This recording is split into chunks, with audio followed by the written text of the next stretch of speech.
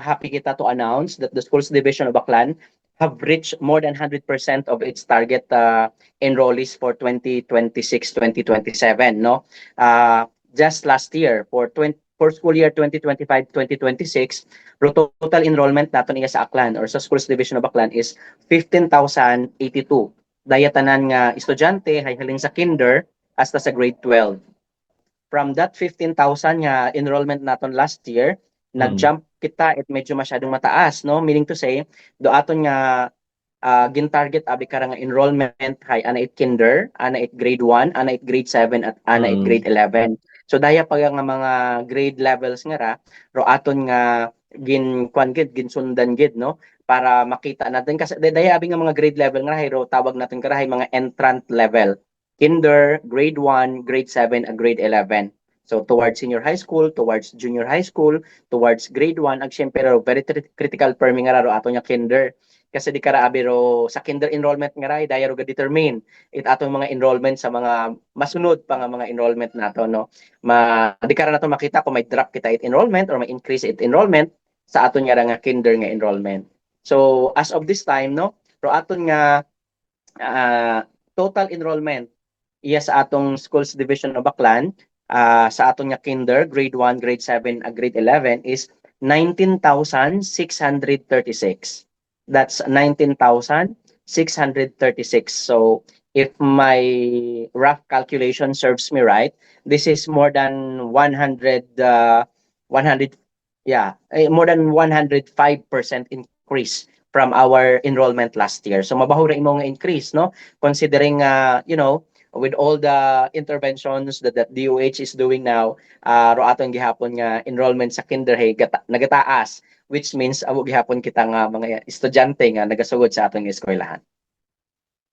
Ano kaya ang mga possible sir nung ka last year nagnaba kita ang makarakaran nga year hay medyo nagtaas sir ka compared. Ano karon pila karon ka mga ginabasyan naton sir makarang nga mga sitwasyon may abo ro difference especially nga sa bilog ka nga ano sa Western Visayas gahamba masada nga mas mataas sa makarakaran nga year nga enrollment. Enrollment. Well, hindi man gid kita makahambal sa Aklan nga atong enrollment last year hay manabaan unless may data kita it atong enrollment in 2024-2025 no wa abi account ginabuhitan makaron, so I cannot really compare based on empirical data kung may atong gid man nga pagnabait enrollment. Pero based sa aton nga ginabuhitan nga data makaron, school year 2025-2026 ag 2026-2027 mas mabahugid, no? I'm sure magalobo para imaw hasta matapos do aton nga early enrollment ag nagagapit lang kita nga ma-achieve daya nga 5,000 increase of enrollment. Well, every time nga nagakanta kami it amon nga performance evaluation, no, nga ginaobra namon every quarter kay ibahan karo aton nga mga public schools district supervisor iya sa Division of Aklan, kababo sanda mga factors nga gino-consider sa increase it aton nga enrollment makaron, no. Sambilog sa mga factors kara is the support man it atong mga teachers nga ginaobra every time nga kanda kita it early registration, ginausoy gid ro atong estudyante nga nag-drop, ginausoy gid ro mga estudyante naton nga balik eskwela nga ginatawag naton as much as possible, no, ro atong mga teachers nga ra hay naga-extend gid it anda nga serbisyo para usuyon kung sindo atong mga inunga makaron sa Aklan kung wa man sanda sa eskwelahan na enrolled, no. Our historical data will tell us nga may mga teachers kita nga nagaagto as much as daywa or 3 oras nga pagbaktas para agtunan ro mga estudyante ng Dangara, especially sa Madalag, sa Libakaw, iya sa Buruanga nga ro mga pamagay it aton nga mga pamuguyo hay magayo sa eskwelahan, ro aton nga mga maestra hay nag-exert gid effort pag nga maagtunan duan na panimagay ag ma-convince gid ron do parents nga ibalik ro andang mga estudyante ag i-enroll sa aton mga eskwelahan.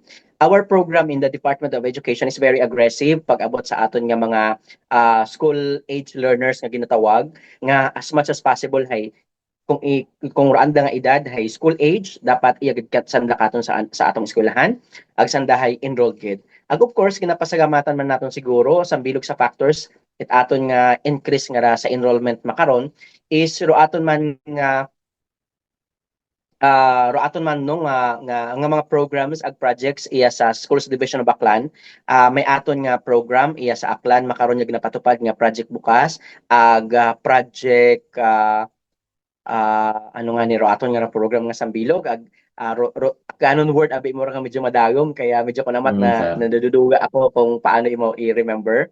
Pero ro idea itla nga program is that kung ano man ro dahilan kung gagawa ro atong estudyante sa eskwelahan, may certain support nga ginatao ro probinsya itaklan no aro ato nga provincial government headed by our governor para mapabalik gid sanda sa ato nga mga eskwelahan nga ron. I think this programming have been working for the past 2 years already.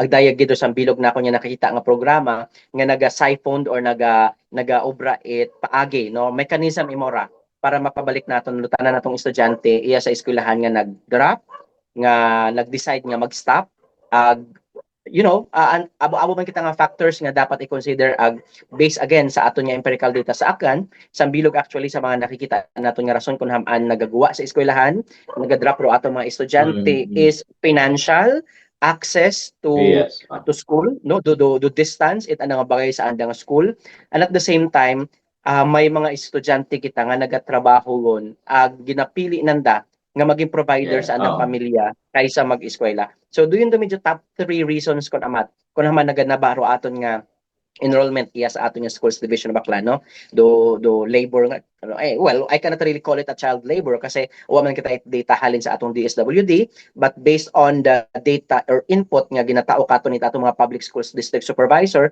sa bilog gid permi sa nakikita nanda is naga-work ro atong mga estudyante para maka-provide sa family no sambilog kara sa nakita natin for the past 2 years iya sa Aklan is nagasakada rumao nga imbes nga mag-eskwela para magsuporta sa ano mga ginikanan sambilog ron sa mga data nga nagsugod katon sambilog man doon sa ginaobra naton niya sa Division of Aklan kay bahan do aton nga provincial government office para usuyon dayang nga mga unga nga nagatrabaho ag ibalik gid sa eskwelahan as much as possible. So doon gid ro mga tatlong rason ko naman ga decline ro aton nga enrollment. And for 2025 2026 27 again no we are very happy and grateful sa effort it atong mga teachers nga ro 5,000 increase of enrollment karahis. This is a huge accomplishment already considering that we are returning back all our learners, especially our school age learners iya sa aton nga mga eskwelahan yon.